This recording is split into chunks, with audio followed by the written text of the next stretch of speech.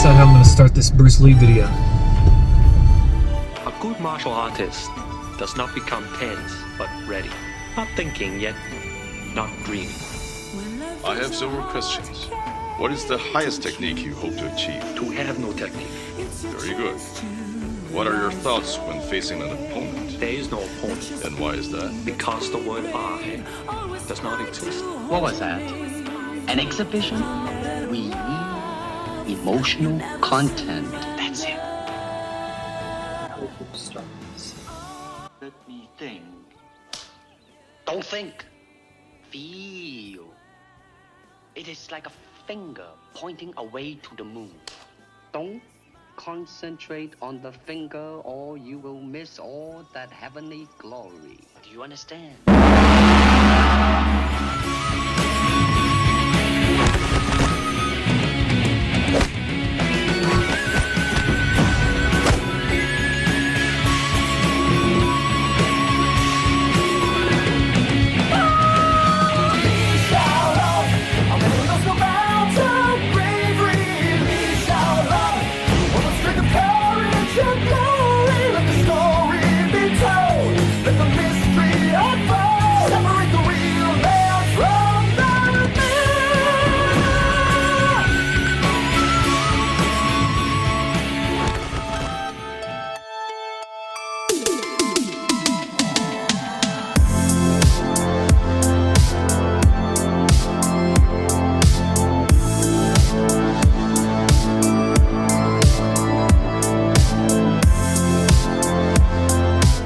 Back to the SuperCaZt, everybody. I'm your host, the man who put the super in SuperCaZt, the Superfosh. And as always, I'm joined by my good buddy SteveZ, the man who put the Z in SuperCaZt. This is the moment I've been waiting for. This is the moment I've been living for. So I'm just gonna react for the rest of this episode. Yeah, he's super excited, as am I, and I'm sure you are too, because you clicked on this video. And before we get into it, we just want to thank you so much for being here. And if you have not yet subscribed to our channel on YouTube, please do so. Hit that like button and share this video and any of our other awesome videos so you can get the word out for us, because we just love having everybody join us and celebrate film, because that's what we do. And today we're going to celebrate, I dare say, not just a film, but a entire film genre that we're both pretty big fans of. Steve being probably a little bit bigger with more history, but that's of course the martial arts films, and of course the granddaddy of all martial arts people is Mr. Bruce Lee and his epic introduction, I guess you would say, in Enter the Dragon. Steve Z, just kind of give us your initial thoughts on this film, how it's affected your life, and how it's affecting you now. This is a huge film. It came out, actually, they were recording this right now. This is August the 19th. So yesterday, 50 years ago, this film premiered.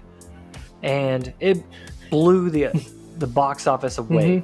I mean, if we took this film and we adjusted for inflation, $2 billion. Wow. So that's Avengers times 2. I mean, it's nuts. Everybody went and watched this movie all around the world because it is very powerful. And like you said, it created a genre, basically. In the West, we would not care anything about martial arts films. We probably wouldn't care about Hong Kong cinema, any of it, if it wasn't for Bruce Lee. Like you said, he is the big cheese. He is the godfather. He is actually the most recognizable athlete in the world. He and Michael Jordan are the two dudes. These two guys are the most recognizable people.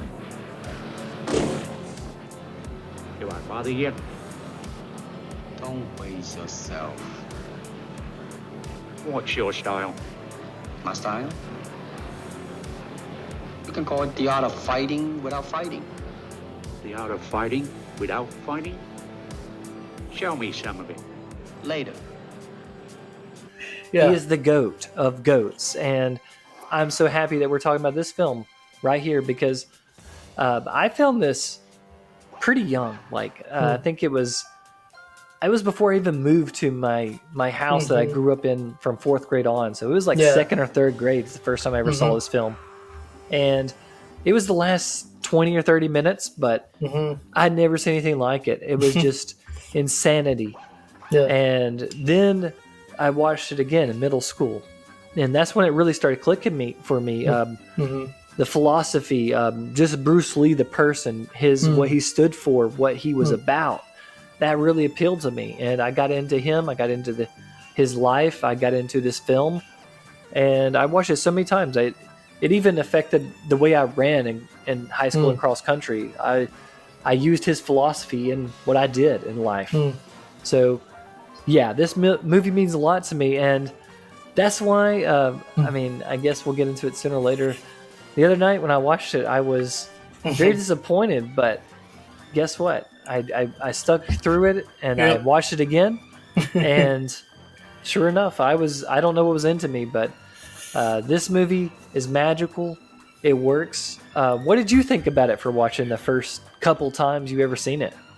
So I did not grow up with this film. I think I might have seen it on TV, bits and pieces, but I've never seen this film all the way through until the other night. And I gotta say, man, as a 30-something-year-old man now that I am, this movie grabbed me almost immediately. And when I say grabbed me, it's one of those things, it may not affect another person like it did me, because this film does not start out fast-paced and a lot of too much action. There is some fighting at the beginning, a little sparring and stuff like that, but it's when Bruce Lee comes on the screen, and he doesn't really talk that loud, and he doesn't talk fast, but everything he says has a purpose. And you can just tell that. You can tell he's not wasting a single word when he's talking to somebody, or, communicating with that guy about the bad guy and all this kind of stuff. And we'll get into the plot in a minute. But I don't know, Bruce Lee, like you said, Bruce Lee is known throughout the world. Even if you've never seen this film or any of these other films, he's obviously been portrayed for comedic effect, maybe a little bit in some things. Most notably, of course, was Tarantino's film from a few years ago. Let me just say, nobody beat the shit out of Bruce. It was a friendly contest. He barely touched me. You look at films like that, and you look at all these things he's been kind of parodied in, and that just shows you how much an effect he's had on our culture, our American culture, to repeat what this guy did forever and ever, and how he fought, how he just really was. And so to watch the movie that kind of kickstart all of that, it was incredible. It's an incredible film. It's really, really holds up well for 50 years. That's amazing. I knew it was an older film, obviously, but I didn't know it was quite 50. But that's pretty amazing. And it's the first time I watched it, I liked it, but I was just so, kind of like our last film, Night of the Hunter, I was just so enthralled that I feel like I watched only half the film. Even though I watched the whole thing, I only understood half of it. So last night, watching it again and kind of having an understanding of what this film was really about, it's got a, we were talking beforehand of what it kind of like. You mentioned musical, but it's got a bunch of different genres, I think, all in one. You've got your superhero, you got your detective. I mean, there's a lot of stuff going on here, and I hope we can hit it all. But just an incredible film, and super excited to discuss it with my main man here. Yeah, and go ahead and tell you guys, there's going to be some spoilers probably, and we're going to do our best. I mean, just like we said for the last show for Night of the Hunter, I mean, this film has a lot of depths to it. I mean, I look at how you said the first time you watched it, yes, you were enthralled, yes, you were into it, but then the second time, it got a little bit better. Yeah, definitely. And I think that's the way this works is, yes, you can be sucked in by the awesome action. Sure. And then the second or third time, you were like, you know what? These characters are written very well. Yeah, the way this is structured is it's very good. I mean, the story is actually really good for a martial arts film. I mean, you typically don't have this great setup and these great compelling characters. But then, eventually, I will tell you there was depths underneath those depths. Indeed. And that's where we're going to try to go to today. Teacher? I see your talents have gone beyond the mere physical level. Your skills are now at the point of spiritual insight. I have several questions. Before we get there, I guess we should start with just the story behind the film, because this is not Bruce Lee's first rodeo. This is actually his fourth film, and it was his first really Western film. This was the one that introduced him to America, even though he had been on the Green Hornet before and even fought Robin before that, which I gotta stop right there. I mean, isn't that the dumbest thing you've ever heard of? Bruce Lee fighting Robin? I didn't know if you were going to mention that or not, but I didn't think I would, but... And they tied? Okay. Moving on. But back to reality. And, right. But Bruce Lee, he was a phenomenon. He was a star of stars. He was breaking all the Hong Kong records, and now he's going to try this film out. And it's not a huge budget, $850,000, which in today's money would be about $4 to $10 million. So pretty low budget film, and that's what kind of stood out to me the first time I watched the 4K was it's very soft a lot. It doesn't stand out.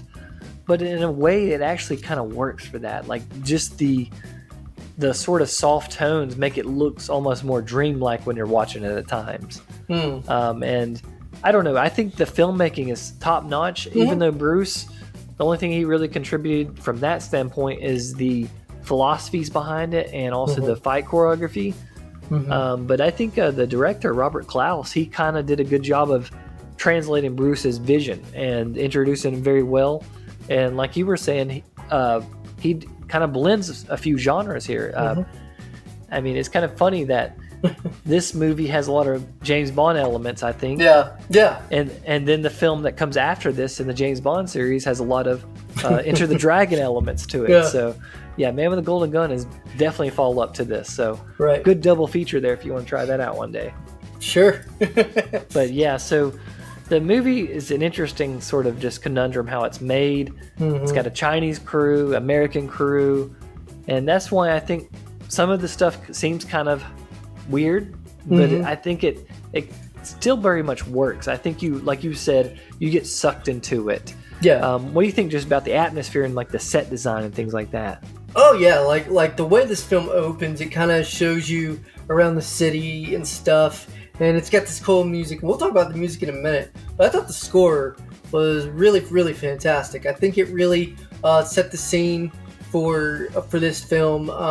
This is not, and you can correct me if I'm wrong, this is not one of those films where it's really heavy or,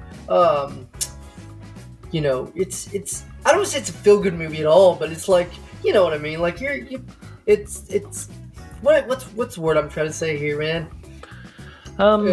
Well, I know where you're actually going, and I'm gonna push back a little bit because I would say it's very light, and that's on the surface yet again. But it has some very dark scenes that it does. It's not very pleasant, a few of these scenes, and I think that's where it kind of is very effective at times. And some people may argue that it might get a little tone deaf, but I will say, though, it is not one that you need to be totally involved in. You're not going to be hanging on every single word, but at the same time, you should be, because every single word in this film matters, whether it does seem kind of silly on the surface or not.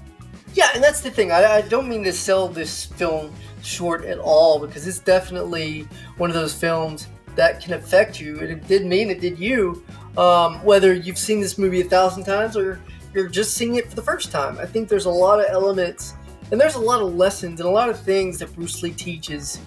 And the thing about Bruce is he is not a screamer. He is not loud. He is just very controlled. And everything he says is almost a whisper. Not quite a whisper, but just a very, low tone. Even when he's talking to those investigator guy, where he's telling about the bad guy, he is just there. He's definitely present, but he is not in your face or loud or anything like that. And I find that very intriguing, that he could keep that up the entire film and yet be so mesmerizing. Like, you just can't take your eyes off him, and everything he does is calculated. Have some tea. Yes, indeed. Ah, this is very pleasant.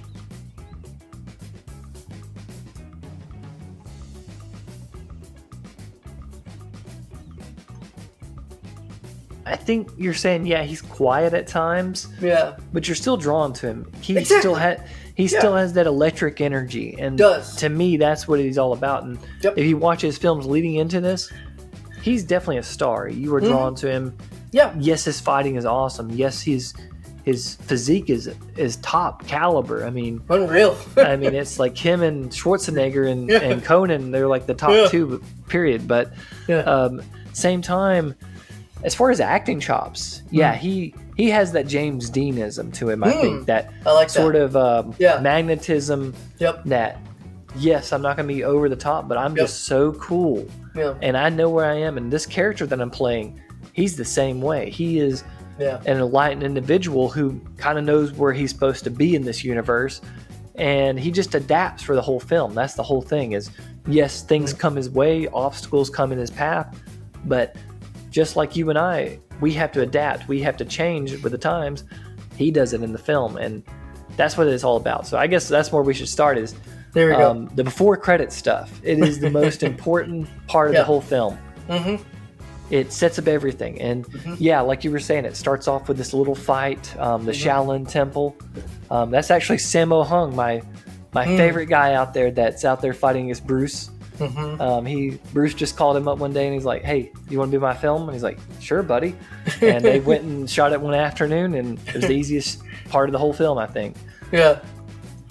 Yeah, we got that. But then that's when the film starts, because like you're saying, he sits down with his teacher, he talks about his philosophy. He's a man. Immediately we're just like, this guy he's just bad, he can take on anybody. And at the same time, like you're saying, he's calm. He is like water, as Bruce would say. He is just serene. And at the same time, underneath that surface, there is that fire. And we see that. We see that in the fight against Sammo, but we also see it when he's talking to his pupil there. What did you think about that scene with the pupil where... Yeah, he went over here to talk with the agent, but then he's like, "Sorry, this is more important. I'm going to go talk to this student." What did you think about that scene? I thought that was really interesting. And at first I was like, okay, what's this about? But then you go into that, and it's almost like a father figure kind of thing going on here. A teacher, what have you. And he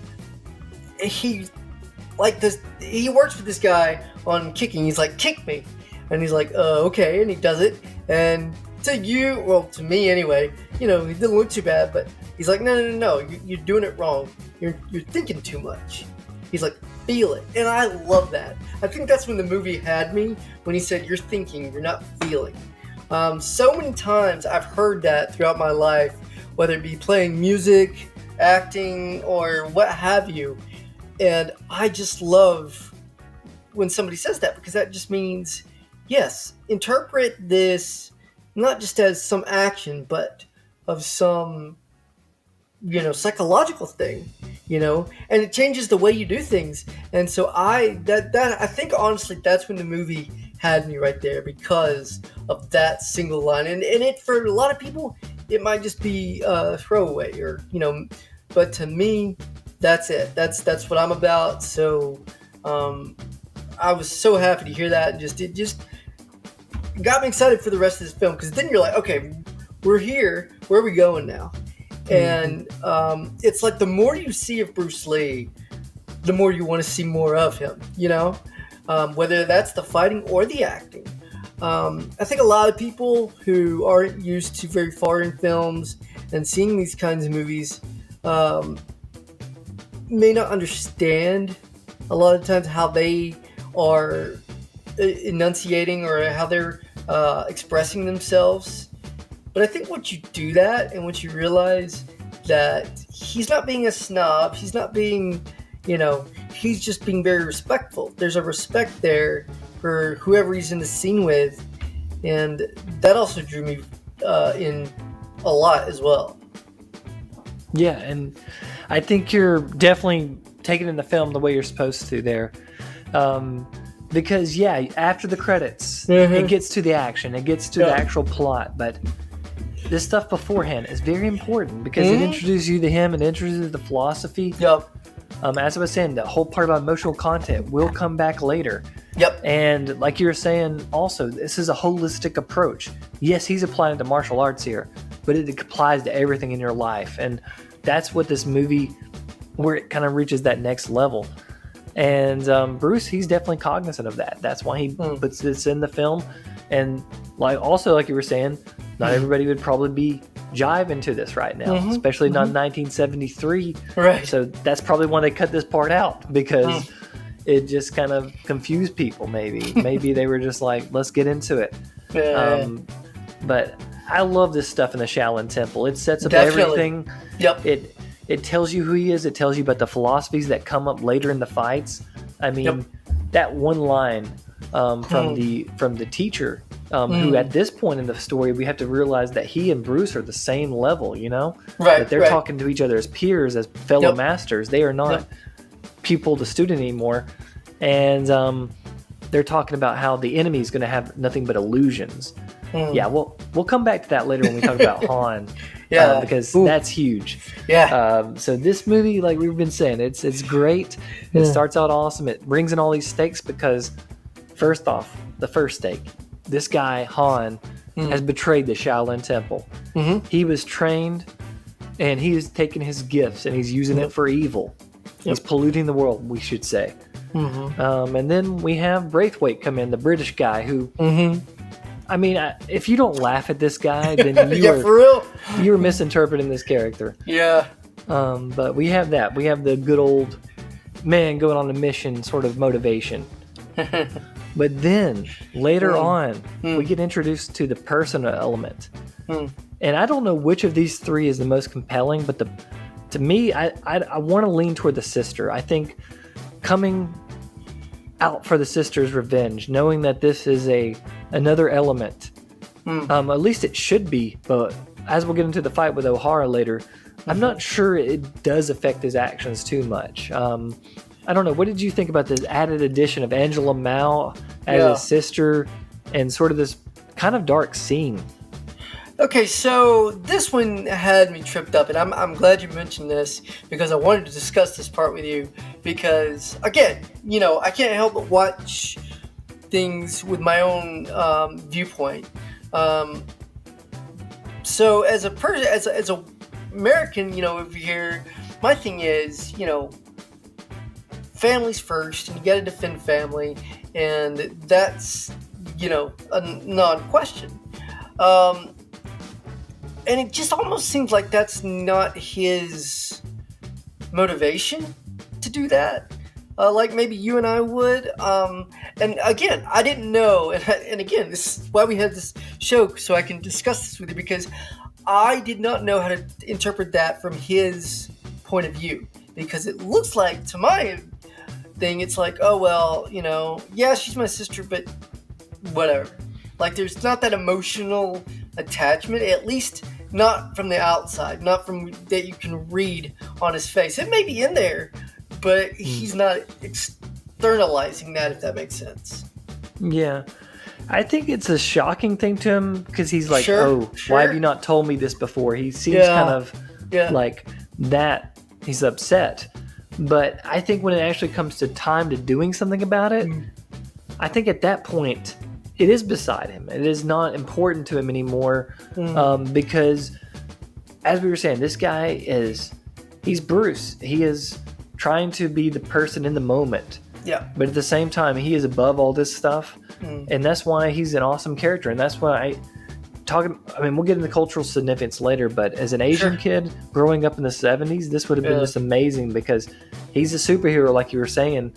I mean, he's superhuman. He does crazy stuff, but he's also the smartest guy in the film, and he's also the most moral person in the film, I would say. The other thing about that, though, and I had kind of two ways of looking at this, and my other way was, well, maybe he's not showing an outward emotion because he maybe feels like that'll weaken him or make him vulnerable. because emotions can do that to a person. You know, you get too emotional, you make bad decisions, and maybe kind of checking yourself down a little bit and just staying as neutral as possible was a calculated thing on his part to keep, him going and not to lose control. And that's kind of how I interpreted it on my second viewing, because that first viewing is how I kind of interpreted it. I said a minute ago, the way I said it a minute ago, but this time I felt like it was more of a calculated move on his part to remain in control, because I think that's a lot of what Bruce Lee is about. Is no matter what's going on, no matter what shitstorm is, around you, you have to stay centered. With everything going on around you, you have to kind of stay in control. And for a lot of people, that's difficult. For me, it was difficult, especially as a younger kid. But as you probably can attest to this, being a parent, it's like the older we get, the more that kind of makes sense, and why it's important to do so. So yeah, it's just a brilliant thing, because I think that's really what he was alluding to, really. Yeah, I totally agree. You are an enlightened and wise individual after seeing this film just twice. Yep. I think that's something he's going for here. Even though he does have to deal with that sort of stuff in that final fight. I mean, it comes back yet again. I think those doubts and those fears do come back eventually. But sure. I guess we got to get into these two guys, because here's an interesting thing about this film is, like you were saying, they're trying to introduce it into the Western world. They're trying to make it a bigger international hit. That's probably one of the reasons why it made $2 billion is because it is supposed to be like three leads. Yes, I mean, Bruce is the star. Right. He's the guy that we're drawn to. He is the main guy that does the most kicking. But we also have Jim Kelly as Williams, and we have John Saxon as Roper. And I like what both of these guys bring to the table. I guess we'll start with Jim Kelly, who's, I mean, he's got one of the best throws in history of film. For real, and, man. The dude is just so bad. I mean, the dude, I looked into his past before, and he was the real deal. He got into street fights. He won them. He knows what he's doing. And they brought him in like the last minute. It's like, hey, the guy that we wanted for this part, he kind of pulled out, so let's do it. And the guy is amazing in every scene he's in. I love Jim Kelly as Williams. Yeah, he was very compelling. Everybody that's in this film really brings it as far as what the characters are. Very well-defined characters, very well-written characters, obviously. But especially Jim Kelly's performance. But Jim's performance was, by the way, that was an awesome throw. He's just smooth. He's very smooth. Yeah, he's great. And really, I guess he and Bruce both get into like some of the subtext of the film. You got to put when this film came out. It was 1973. We're getting out of the civil rights movement, but that's still there. I mean, we see it in his initial scene. These two cops try to beat him up. They're like, we're going to steal your ticket and just take it. And he's like, no, I'm not going to let you do that. Right. And he's standing up for who he is as a human being. And it's a dumb mistake, but he gets out of there. And it just kind of shows you that this character, he's embodying more than just this thing. I think he's embodying a lot of some of the strife that these people have gone through, but also he's fighting back, and it's pretty cool. And like you said, he's just a cool character. He doesn't get rattled. I hate how it goes down. Spoilers yet again. But I'll have to get in that scene later. That's if I'm going to critique anything about this film, I got to critique that. But he's awesome. I love him, and if they recast it with anybody else, it just would not work, I don't think. And I'm gonna go ahead and go to what you were just saying. The writing for this film, it's better than most martial arts films. Like, I love this part where they're introducing these three guys. The part where they're going to the boat. To me, when I'm watching this, I just imagine it's like an anime or something like comic book almost. It's beyond just a film, and it's shot so well. We very little dialogue. We just get in their heads a little bit and try to envision what they're thinking as they're going on to this martial arts tournament. And I definitely get that with Williams as he's given the little poor kids giving him the thumbs up and the fist up, and he's just like, "Yeah, I see you guys." But Jim Kelly's great. And John Saxon has grown on me. Like his performance as Roper, like the first few times I watched this film, I'm like, he's the worst character. I wish he would have died. But this time in particular, this past time, I'm like, okay, I get it. I know why this character's written the way he is. I know why he's acting it the way he is. It's pretty good. Yeah, he had a lot of a Bond villain type feel for him. He just kind of had that, especially with Robert Wuhl's character, which I'm sure we'll talk about here in a minute, because he's impressive on his own merit.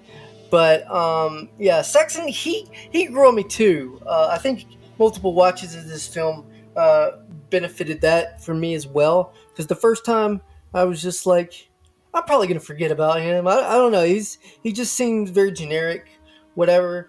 But he's not terrible, I guess.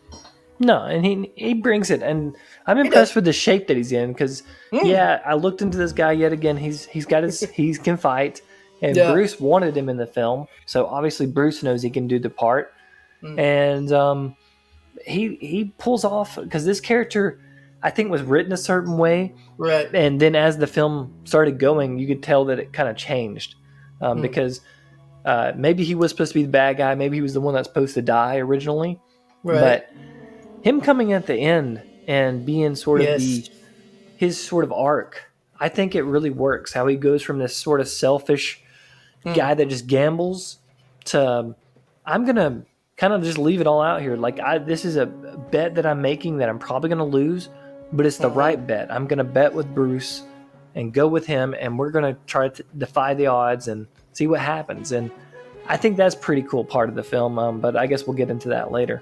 Please understand, if I missed anyone, it's been a big day. I'm a little tired. Moving on. I'm sorry. This is great. Like we were saying, there's so much into this film. Yep. Let's get into our villain here, Han. Han. I love Han. So you mentioned James Bond earlier. Yes. If anybody's a James Bond villain, this guy is a James Bond villain. Yeah, his intro when he's karate chopping the fire thing, the stuff on fire, I was just like, how'd he do that? He is impressive. Yeah, all the villains are really bad. I mean, we have Han, O'Hara, the big guy you're talking about, and then you got old Bolo, who just comes in and just, I don't know, that scene does not work for me, where he just defeats all the bodyguards, like just crushes them in his hands and stuff. But I guess we'll get into O'Hara since you're bringing him up. There's one fight, and it's one of the best fights of the whole film. Yes. And it's Bruce versus O'Hara. This is it. This is supposed to be Bruce's revenge.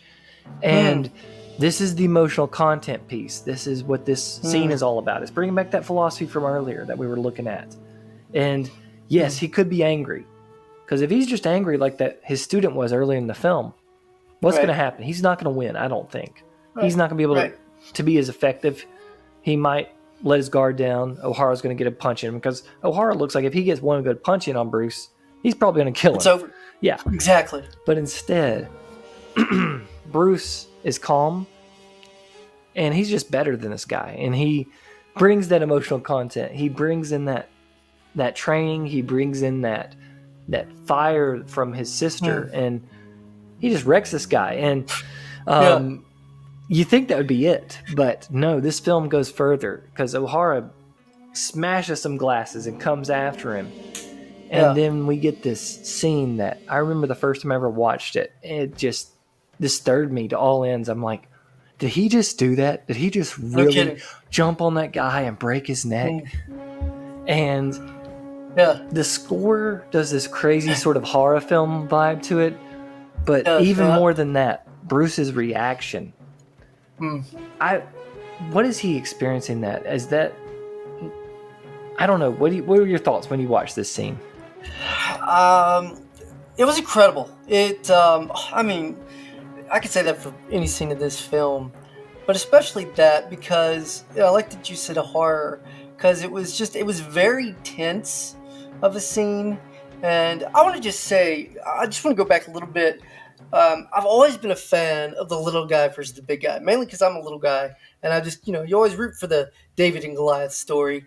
And when you have opponents that, as you said, one punch could knock you out, I mean, that's not good odds on his part. But that's where, as you said, the emotional content takes place, because if Bruce Lee doesn't play it smart, yeah, he's going to get killed in 2 seconds. There's no doubt about it. But he, again, going back to the calculated thing, he knows that if he can just center himself and center his mind and just play it smart, meaning, using speed or whatever that O'Hara obviously doesn't have, I think that's impressive. That's just really, a big thing for me to see that. And, every fight scene is top notch, but this one especially, I don't know. It's something I don't think audiences, at least in this part of the country at that time, were really used to. So it probably did knock the socks off a lot of people. This is all camera and actor stuff. And when you know that and you realize how much effort that probably took to make it look as brutal as it did, and let me tell you, that's another thing. It was very brutal. I didn't actually know that they had rated this movie R, until I started the second time, and I was like, oh yeah, that makes sense. Because the fighting is brutal. It may not be necessarily gory or, just really, really bad, but it's still, I mean, especially the neck breaking thing, that kind of threw me for a loop, to be honest with you. So yeah. Yeah, and it just comes out of nowhere, and it's his reaction. I mean, we were talking about Bruce's acting earlier. To me, this is his best acting of any film I've ever seen him in, and I've seen all his films multiple times, but his face, because it's so many things, it's like a work of art. It is yeah. It is sadness, it is regret, it is feral, it is I just did this to survive. It's all these things wrapped up, and he didn't want to go there. He did not want to do that, but at the time he had to, and that's what makes this tragic, this death. And his face afterwards, even he continues on with the scene, with his acting. He acts like a person that just killed somebody, and you don't see that often in films. You don't see somebody wearing that weight. You don't feel that in a lot of movies, and he feels that, because this, like I said, he's a good character. Even though this guy killed his sister, or had a lot to do with his sister's death, he did not bear that. He did not hold that resentment against him, because he still saw him as a human being, even though he'd done terrible stuff. So at least that's the way I interpret that scene. Yeah, totally. I mean, he plays it like a human. I mean, you have to be some cold-blooded, and there are people out there, obviously, that have, but you have to just be really cold-blooded to not have a emotion if you kill somebody. Like, that is going to affect you. I hate to do this, but I have to, just because it made me think of this. But a lot of people were critical of when Superman kills Zod in Man of Steel. And I heard this over and over again: Superman wouldn't kill, blah, blah, blah, blah, blah. But what I always wondered is why people didn't pay attention, because what does he do after he kills Zod? He screams. And it's not a happy scream. It's not, yeah, I killed the bad guy. It's, oh my gosh, I just took a life. And, luckily I've never felt that and hope to never do that. But I can't say that I would just be like, all right, let's go to lunch now. I mean, it would be incredible. And so when I saw that scene in this film, it made me think of the Man of Steel thing. And I'm just like, I always loved that. I always thought that was a really interesting thing to do. A lot of people didn't, for some reason. But but yeah, I think that was one of the more surprising things about this film, is how much emotion that Bruce Lee allowed himself to have. Because at the beginning of the film, you think he's just this stoic, non-emotional kind of just, unless he's fighting somebody, he gets into it, and he's very aggressive when he's fighting. And I think that goes back to what I was saying earlier. I don't know if I mentioned it on air, but I did off air. It's kind of like there's two versions of this guy. There's the fighter who is just, just incredible, and then there's this quiet guy that he is away from it, and I think that's brilliant. I think that that's a really, really brilliant way to form his character, honestly. Yeah, and I guess since we're going there, let's talk about his fighting. He's he's magnetic. He is, as we were saying, like just his acting's that way, but his fighting it's on a different level, and just his philosophy behind it, the way he fights. There's no wasted movements. No. And at the same time, it is violent, it is fast, and to me, what I compare it to most is somebody like Louis Armstrong or Jimi Hendrix, how their notes are just haphazard, but at the same time, they work so well. That's the way he fights. And not everybody fights like that. I mean, most, like HK Cinema, it's all to time. It's like 4/4 time or something. But not Bruce Lee. He is a jazz musician, and the music works so well with it. Lalo Schriffin, he creates this movie for me. Whenever I watch this film with the headphones on, oh my gosh, I'm there. I love this film. I've heard wrestlers say that matches are kind of like a dance, and they have choreography, and they have certain things that they're going to do. And when you see a good match, it looks like a really good dance. And that's what I kind of took from this movie is this is a dance. Yes, it's a fight, but it's a dance. It's a choreographed two-person bout. They're not really going to kill each other. It's all staged and everything, but it's still no less impressive, especially the way it's shot, the way just the emotions you see on their faces. I mean, it's an incredible. I cannot imagine like how tired you'd probably be after shooting something like this, because they just put everything, especially Bruce, just puts everything into this, leaves nothing, nothing more. You're just like, yeah, that's one of the greatest fights I've ever seen, and it blew my mind. And I think that this film does so many things really, really well that we now see in other subsequent films.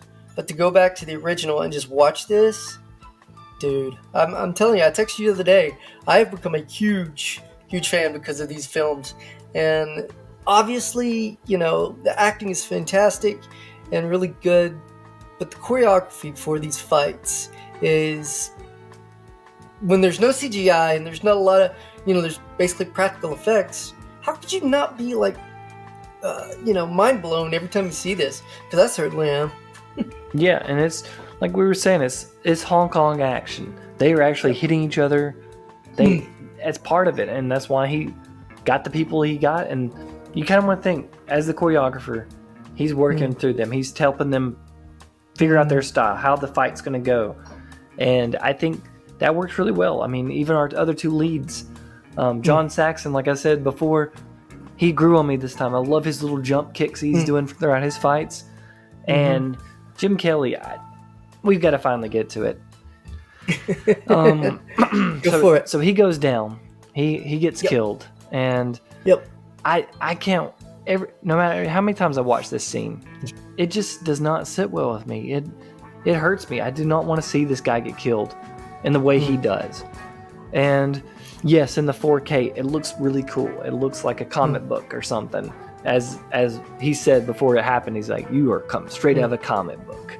It's a great scene, but at the same time, I'm not ready for this movie to go to this dark place, and it does go dark even after this, with all the stuff with the girls and the heroin and all that.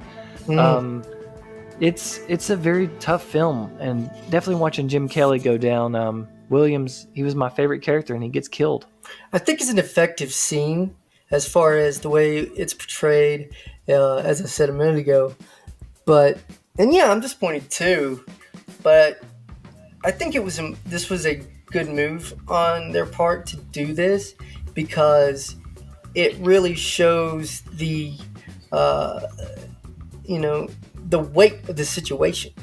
That when this guy goes down, that is really big, and it's got to be effective. You can't just be like, oh well, he's dead. He's cool, but he's dead. No, I think that's the point. It's gotta tear your heart out to where you're just like, oh man, because you're not expecting it as a Western audience, especially unless you're a noir fan, which we've talked about in the past. A lot of times people will come back and they're fine, and they might get a little beat up. They'll be all right, you know. Not this guy. This guy he puts everything out there, and he gets killed, and it's an emotional shock as far as not seeing it coming, because I certainly didn't.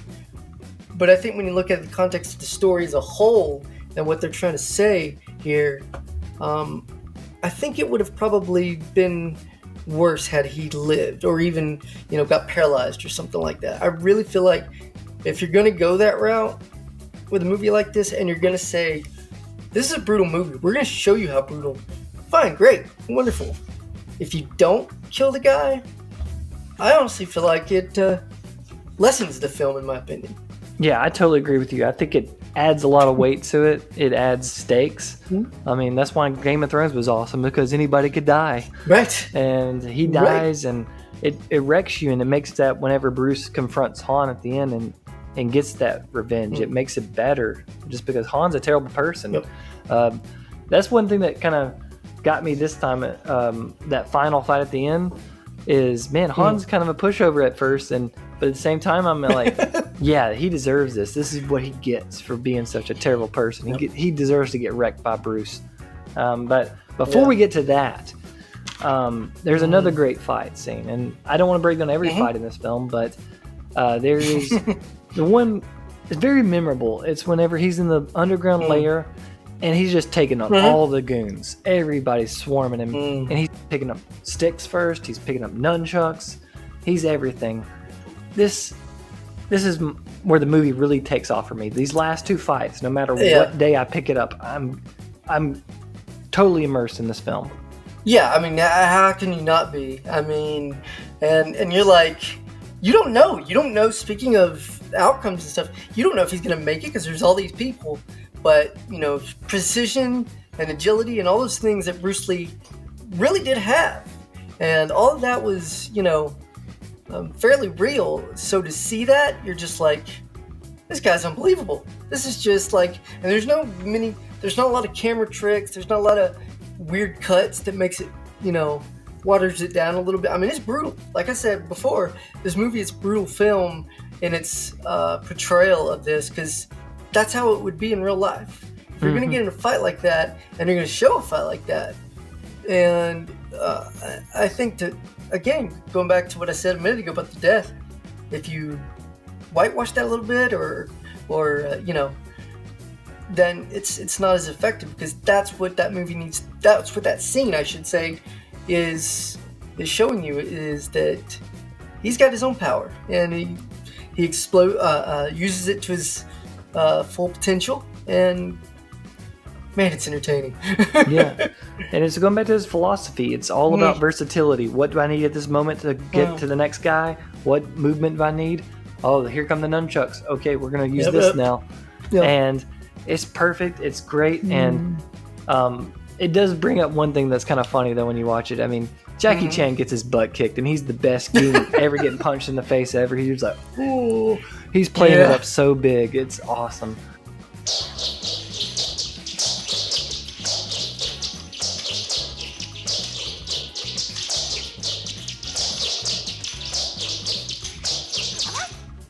After that, we have the big thing, because Roper, like I said, I like his arc, because he's being tempted. He could take the easy way out. He could join up with Han here and just be a bad guy and get paid and be easygoing for the rest of his life. But he does not go for that, because it's not the honorable thing to do. So he and Bruce just put all their chips on the table. They go nuts. They take on all these guys by themselves, and this fight is just awesome. And that's cool. I love Roper, how he does get to redeem himself.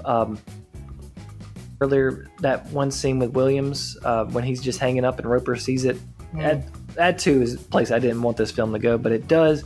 It works. But Roper, yeah, he's a good guy. I like John Saxon this time. Do you have anything else to say about him before we get into this final confrontation? I think I've said it, everything that I've thought about. I mean, I'm sure there's stuff that I'm already forgetting. Because again, this movie is, for the runtime that it is, it's only like an hour and a half long. There's a ton that's going on here. So I do apologize if we've forgotten something, because this film is just jam-packed with stuff. Yeah. And I think that that's the one thing about it that makes these films rewatchable, is that you do notice stuff you might not have your last viewing. But as far as the character goes, I think he's done really well, like you said. And about the second viewing, I kind of grew to like him a little bit as well. But still, fine performances all around. Mm-hmm.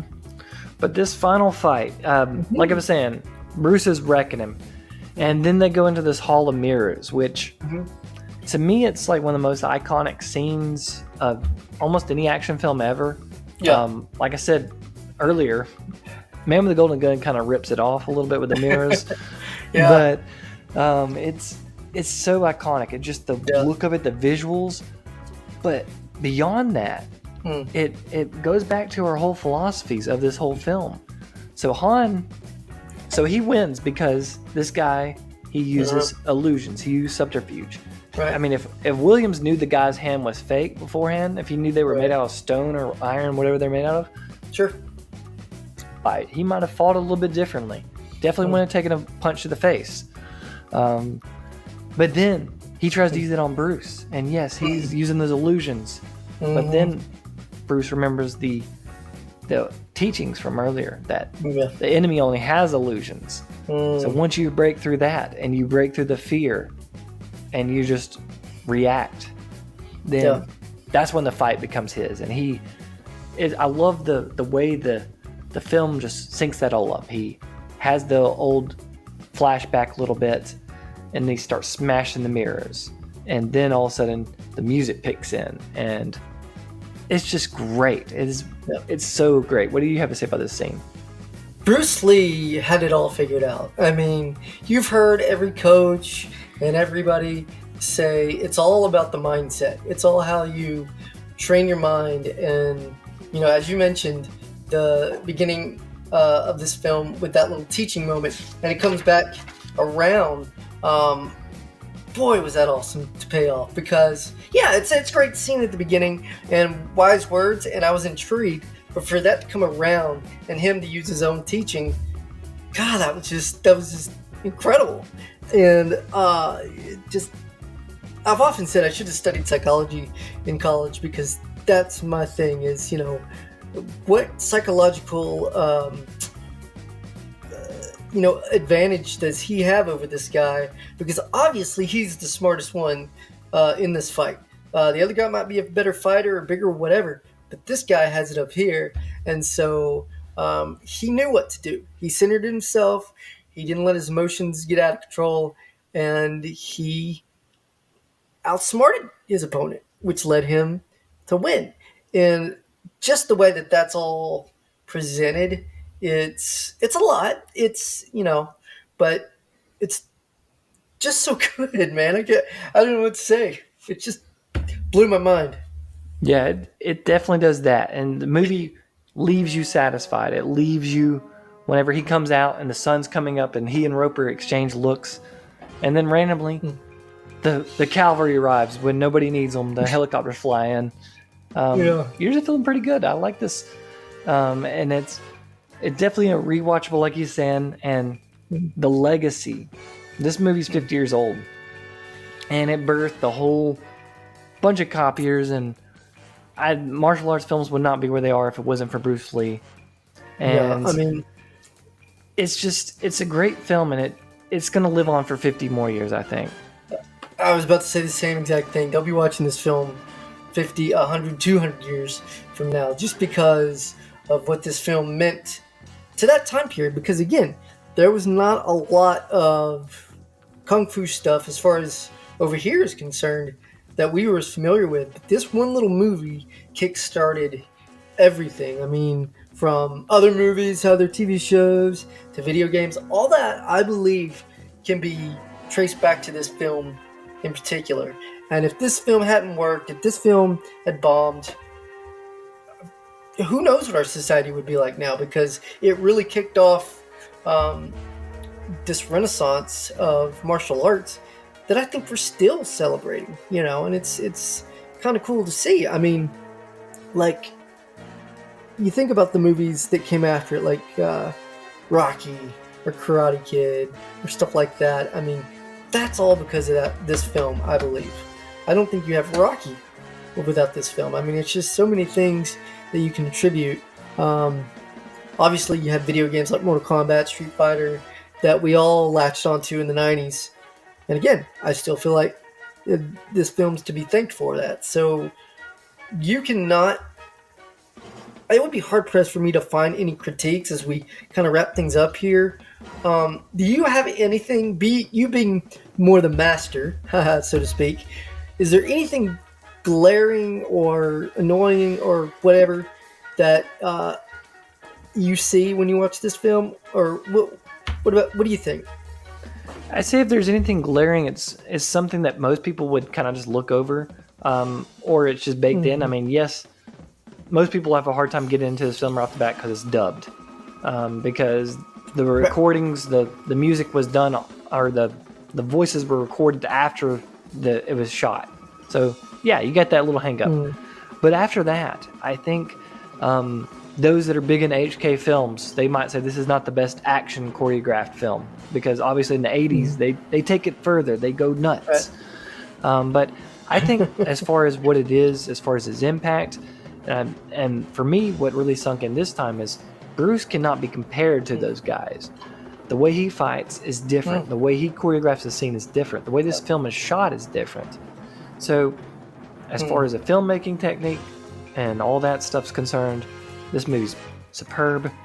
This movie is very powerful. It casts a huge shadow, and I think we kind of did it justice. I hope so, and I love watching it because it has something for everybody. The first time you watch it, you're going to be into the action, you're going to be into the fun stuff. Then you're going to also be kind of like experiencing the stuff we experienced. Like, dude, that was kind of messed up when that happened. It works on a lot of different levels, and once you get that philosophy aspect, once you figure that out, I think if you're into that sort of thing, it's going to be an even better film for you. Yeah, to me, that's only the only way this movie works is if you understand what the true meaning of this film is. Yeah, it's a martial arts film. Yeah, it has some awesome action pieces and everything else. But if what he says at the beginning about the emotional content does not resonate with you from the start, and then see it come to fruition at the end of the film, then I don't know what to tell you. I mean, I know a lot of people, especially modern audiences, younger kids, may not see this film the way we see it. But I think it's important. I think this film is important, as we said, for so many reasons. So if you have not seen this movie, I implore you to at least give it a chance, because I really think that everybody can get something out of this film. And I'm just happy to say I got a lot out of this film myself. Yeah. It's a gateway drug. Just watch it, and maybe before you know it, you'll be hooked.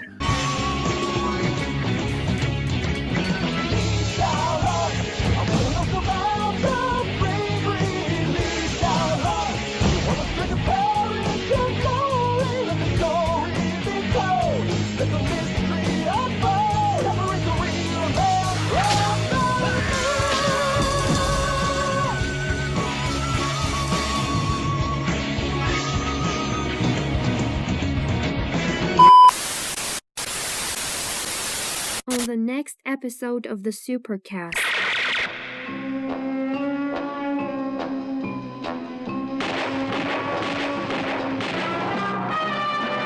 Roger Moore is James Bond 007 in Ian Fleming's Live and Let Die.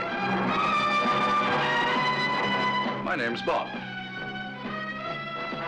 James Bond. Names is for tombstones, baby. Waste him, now. James Bond is back, and wherever he drops in, it can mean only one thing. Trouble! This is the Bond adventure with more excitement, more action, more on the next danger, episode and of the more. SuperCaZt. Yeah, thanks for joining us. We've enjoyed talking about it. We talk about films like this and a lot of classic films. That's what we're all about on the SuperCaZt. So thanks for joining us. Check out all our stuff online, especially our social media stuff. And check out our other videos on YouTube. We've done a few Hong Kong films. Yes, please. Especially recently Wheels on Meals and, of course, Police Story.